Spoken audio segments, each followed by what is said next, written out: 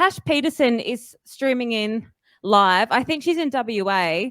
Now, Tash, I introduced her before, was probably the most controversial guest we've got all weekend, which isn't bad at all. It's good.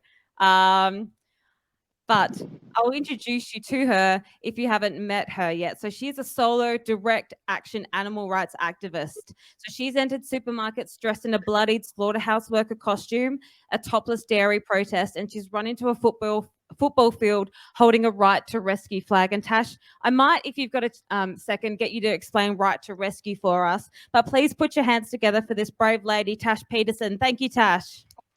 Thank you so much for having me, guys. I'm live here from Perth. We're having an event here today for World Vegan Day. So happy World Vegan Day, everyone. Am I starting my speech now? Yeah. Whenever you're ready, Tash, get right into it, mate. All right. Hi, everyone. I'm Tash, and I'm a direct action animal rights activist. I have disrupted fast food chains, supermarkets, fashion stores, football games, butchers, and a variety of other places and events. My protests thrive on creativity and boldness. I have worn a bloodied slaughterhouse worker costume, holding a real pig's head. I've done a topless protest with my own blood on my chest, and I ran onto a football stadium holding a right to rescue flag. These protests have reached hundreds of millions online and through international media attention. My journey as an activist began a few years ago when I became involved in Anonymous for the Voiceless and the Save Movement demonstrations and vigils. Soon after, the Direct Action Everywhere, also known as DXE chapter, was created here in Perth for the first time in Australia in 2018. I remember the day, one of the very first protests for DXE, where I was discussing at the Cube of Truth with other activists about whether or not we'd go to this particular restaurant disruption that night. I didn't end up going, and soon after, the restaurant disruption was all over the media. As an outsider, all I noticed was a significantly negative public backlash and immediately thought, well, this cannot be good. I even felt relieved that I didn't attend the protest. However, I remained open-minded and eventually attended my very first DXE action. We did a supermarket disruption and I was exhilarated by the experience. Soon after, I became a regular DXE activist. The more disruptive protesting I did, the more passionate I became for animal rights. Media story after media story, the public could not stop talking about animal rights. So what is direct action? The Martin Luther King Jr. Center defines direct action as the strategic use of nonviolent tactics to bring an oppressor party into dialogue. It is a moral force to counter injustice. Direct action does not have to be about disruption. Direct action can be as simple as having an outreach conversation, writing a letter to the editor, and posting on social media, so long as it focuses on the abolition of an injustice. Today, I will be presenting the importance of direct action protesting and explaining why it is vital to create social change and achieve animal liberation. But first, I'll go a little more into my journey as an activist. I did not intentionally choose to become a solo activist. It was something that just happened, and I believe that this is my chosen journey. It all began during an RSPCA dog walking event where myself and some fellow activists decided to organise an outreach event to educate dog lovers about the atrocities happening to other species. I decided to do a live stream and began explaining to my viewers the horrific animal abuse that RSPCA supports inside the meat, dairy and egg farms. I noticed that some people were listening to what I was saying as they walked past me. I wanted everyone to know the truth. This is the day where I found my true voice for animals, and I knew it was time to speak louder, otherwise no one would listen. A few months later, myself and a friend made a plan for her to dress in a cow onesie and enter the supermarkets as I videoed her holding a Watch Dominion sign. Whenever we were removed from the store, I would speak up loudly about animal oppression. I began to notice each time we did an action, we would receive a large amount of media attention. I knew that I needed to take it to the next level and disrupt. Sorry, guys, we have the march going on behind me. I think I'm just going to pause my speech now. As you can see, we've got a lot of activists here today. We're just doing a march in Perth City for animal rights. They'll be gone in a couple of minutes, and I'll just continue speaking once it quietens down a little bit.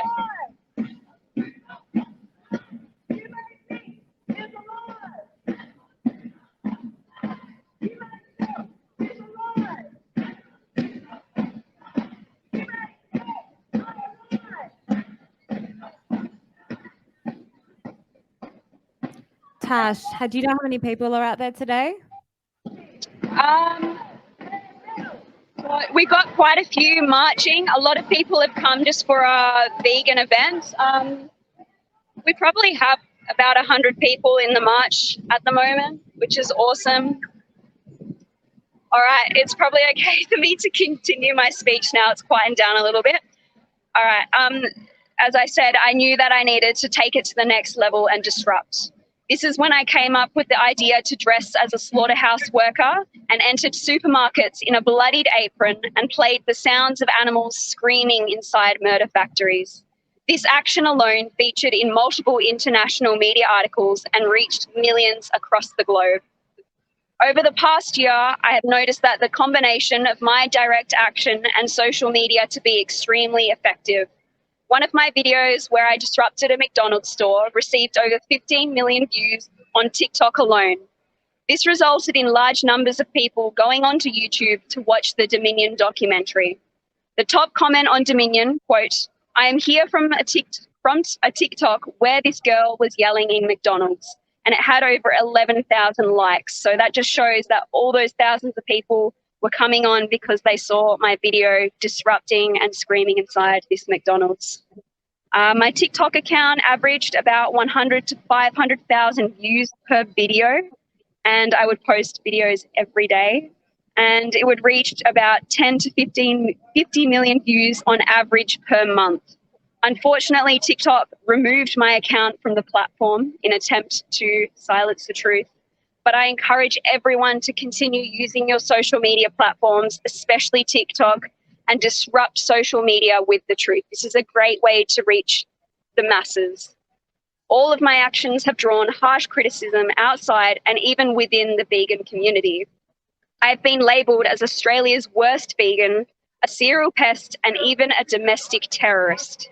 Surely this means that what I'm doing is not working and I'm doing more damage than good, right? Wrong. In fact, I measure my own success by the amount of haters that I have. Let me explain why. Social change has never been comfortable. Resistance, abuse, aggression, and negative reactions to the truth are a standard human reaction.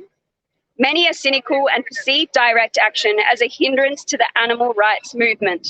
The reason behind this concept is due to a negative public reaction when activists disrupt and take direct action. Many believe that activists are pushing others away and that they're too militant and aggressive. Therefore, no one will listen to the message that they are conveying. Some would argue that these types of activists are giving vegans a bad name and that they're damaging to the movement. This may initially sound quite unusual and even ridiculous, but social backlash is only a sign that positive change is happening. Direct action has been used throughout history to create social change, and it is vital to the animal rights movement. Let's look into the history of direct action and how it has changed society and created equality for particular oppressed groups in the world today. Disruptive protesting has been used in civil rights, women's rights, and the gay rights movements. It wasn't that long ago where homosexuality was literally a criminal offence and many homosexuals were locked away for gross indecency. In Australia, gay sex once resulted in imprisonment for life and even the death penalty in New South Wales. Within a few decades, so much has changed. How could this have been possible? The answer is direct action. Inspired by the Stonewall riots in the US, which served as a catalyst for the gay rights movement, the very first gay rights march in Australia occurred in Sydney in 1978. 53 people were arrested. But today, this march has now become the annual Sydney Gay and Lesbian Mardi Gras. An increased presence of out and proud gay people led to a rise in gay hate crimes in the 1970s and 80s. These crimes were often poorly handled or ignored by the police. New South Wales gay rights activists achieved anti-discrimination protections for homosexuals in 1982 and successfully lobbied for the decriminalisation of consensual sex between males in 1984. Today, over 60% of people now say that they support the LGBTQ equality, and gay pride is one of the greatest celebrations in the world. Just a few years ago, the Parliament of Australia passed the marriage bill to allow same-sex couples to marry. The fight for LGBTQ equality is far from over, but within 40 years, gay rights went from a criminal offence to a constitutional right. This would not have been possible without direct action and disruptive protesting. It took 40 years of chaotic, fierce, and confrontational action to create such dramatic change. The idea behind these protests was simple. We cannot win if no one is talking. If we disrupt and confront the system, everyone will hear us and begin to talk about it. Now, I often get asked, why don't you just be more compassionate and loving and peaceful with the animal rights message? Why do you have to be so aggressive when you protest? People will not take in the message if you scream and shout inside a supermarket or restaurant. My answer is, if I did it in a more calm and passive manner, no one would listen. There would be no media articles about my protesting, and no one would be talking about animal rights if animal rights activists didn't disrupt. Direct action is essential if we want the world to listen and talk about animal rights, and it is vital to the movement's success. As quoted by DXC co-founder Wayne Chuang, the system is so corrupt, so violent, and so evil, it is impossible to try and reform it from the inside. We have to use moral force to bring the entire system down. Let me use another example in history that illustrates this idea perfectly. Emeline Pankhurst was a women's suffrage activist named by the Time magazine as one of the most important people of the 20th century. She was not successful from the beginning. In 1905, after 10 years of education, lobbying, and working within the system, Emeline finally managed to get a member of parliament to present a bill for women's suffrage. The bill was presented and was immediately met with laughter, and offensive jokes about women were made by men. Soon after, Emeline and her daughters decided that they had had enough and it was time to take direct action. They planned to disrupt one of the largest political parties in Britain by sneaking into the crowd with banners hidden under their clothing.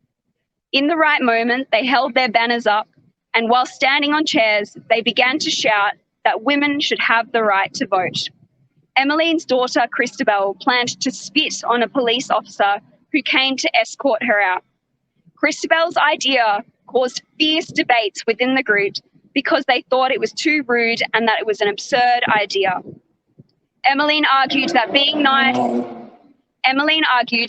nice got them nowhere, so they needed to disrupt and take direct action. Christabel ended up in jail, and most of Britain criticised the women's actions.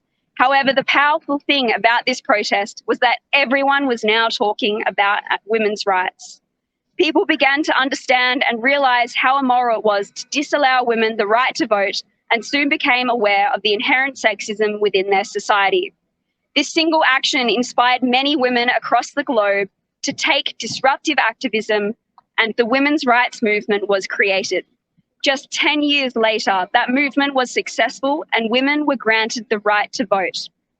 Disruptive activists for women's suffrage were often criminalised or persecuted for their actions.